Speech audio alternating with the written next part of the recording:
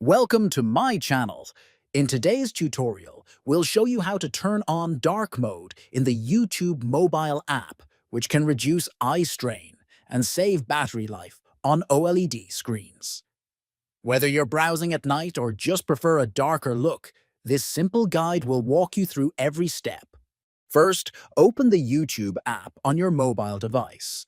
Second, look to the top right corner of the screen and tap on the three vertical dots. Third, from the drop-down menu, select Settings. Fourth, once inside the Settings menu, tap on General.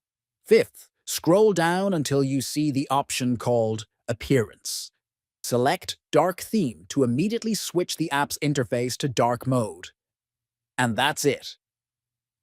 You've now successfully enabled dark mode in the YouTube app. Don't forget to like, subscribe, and check out our other helpful tutorials for more useful tech tips.